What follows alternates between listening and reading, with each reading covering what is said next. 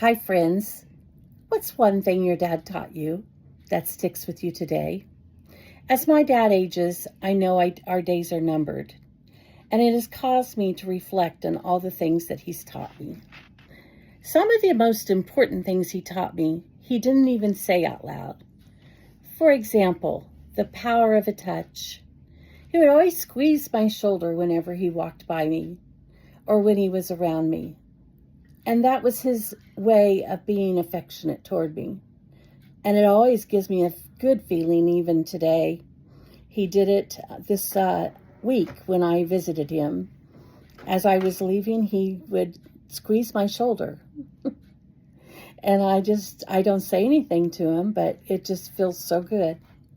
He taught me how to be a good person and to be helpful to others. My dad's very kind to everyone. And he will jump in and help anyone, strangers, anyone, if they need help, if he's capable of helping them. How he treats my mom has taught me a lot. He is the epitome of the perfect spouse. My mother has Parkinson's, and it has progressed enough now to where she needs help with everything: eating, bathing, walking. And my dad is there with her, helping, taking care of her all the time. And he won't let anyone else help. I've offered, and he won't let me. And to me, that is true loyalty to my mother. And it is the epitome of the perfect spouse and living out those vows in sickness and in health. He taught me how to fall down and get back up. He has been through tragedy in his life.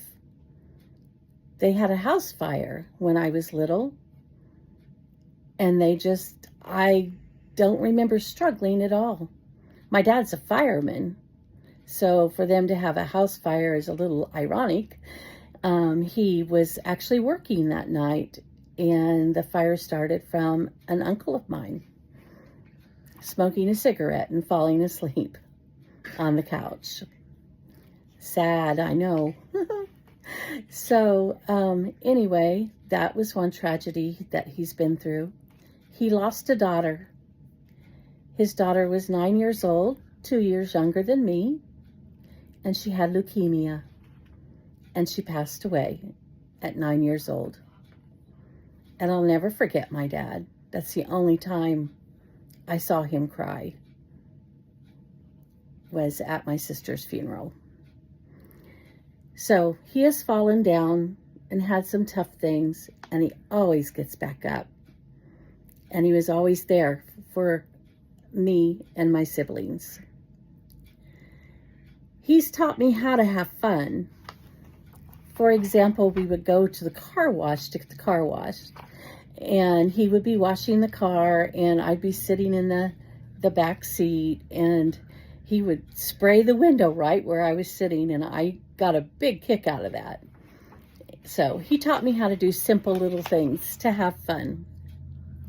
I still hear his voice talking to me when I do some of the things that he's taught me, like how to shoot a basket and do a jump shot and a layup. My dad was a great basketball player, and he was determined I was going to be a basketball player, which I never was, but I still enjoyed going out on the driveway and playing. He taught me how to check the oil in the car. I had a car, so he figured I needed to know how to check the oil and put gas in it. So he taught me those things. He taught me how to ride a bike. He'd say, "Keep your head up, Sherry. Look straight ahead and keep on pedaling." And to this day, I say the same thing to my grandson. He taught me how to enjoy traveling and see new things. My dad loves to travel. He's had to slow down a lot with my mother having Parkinson's. It's so hard to go. But he travels through us now. And when we take little trips, he'll ask lots and lots of questions. I always make sure I share a lot of pictures with him.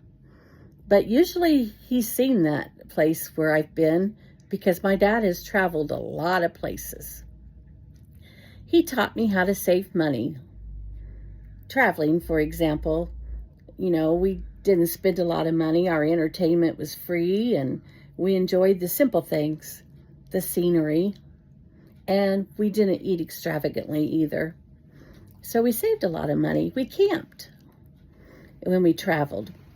He taught me how to fish. We used to go fishing, setting lines on the river to catch catfish. And the men would all go out in the middle of the night and check the lines. And by golly, there came a time when I could go too. And I was so excited to be waking up in the middle of the night and get in the boat and go out and check the lines. And we'd go up to a line, and my dad would let me pull it up and see if there was a catfish on it. And most times there was. We caught a lot of catfish. He taught me how to paint, which I remember that a lot in my later years even, because I just finished painting my kitchen. And as I'm painting, I can hear my dad saying, "Don't put too much paint on that roller. Don't leave any lines. Take your roller all the way down and all the way up, Sherry. This is how you do it." So I'll never paint, I don't think, without hearing my dad's voice talking to me. He taught me how to drive a car. I remember out in the country road, and I'm driving a car, and I have to step on the brakes. And I stepped on the brakes, and I kept my foot on the brakes. And my dad would say, "Don't ride the brakes, Sherry. Pump the brakes." I still think of that every time I pull up to a stop sign, a stoplight. Pump the brakes, Sherry. Don't ride the brakes, pump the brakes. He also taught me how to keep moving. He would always say, "If you rest, you rust." So he taught me how to, even if I sit down for a while, to get back up and move and do something. And that's how he lives his life. Even now, he will sit down and rest, but then within 30 minutes, he's up again, doing something outside, working in the yard, doing something around the house. He always has to keep busy. He taught me how to get out of a burning house. My dad was a fireman. So whenever I would go to spend the night with friends, he would quiz me. "Do you know how to get out if that house catches fire?" And if I were in the upstairs, he'd tell me to make sure, if I can't get the window open, find something, a chair or something, to break the window. And throw anything out that I can find that is soft to land on, because I may have to jump and land on the soft stuff. Clothes, pillows, bedding, even a mattress, whatever I could get.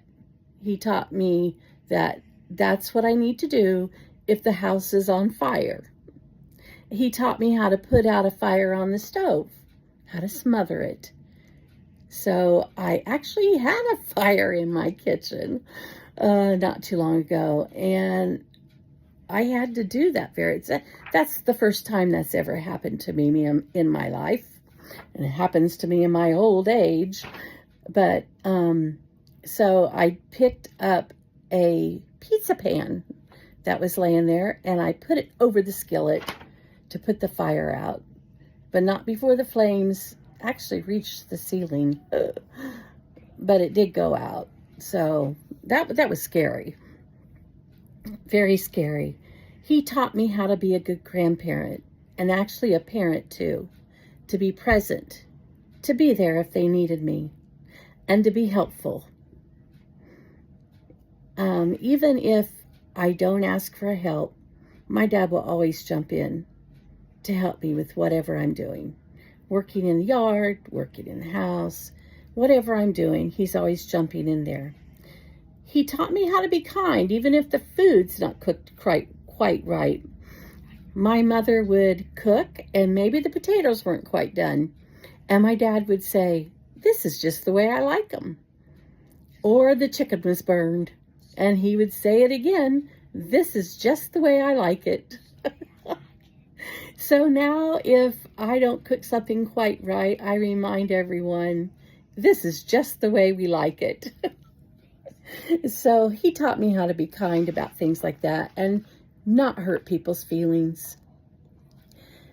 My dad taught me a lot about life, like how to work hard, how to be kind to others, and how to hold the dipstick when checking the oil. He is 85 now, and I told him in 5 years when he's 90, we're going to have a big party. That brought a big smile to his face. I think just the thought that I truly believe he'll live to be 90. And Lord, I hope he does. I'm going to start planning his party right now. And I'm going to help my dad to keep on shining.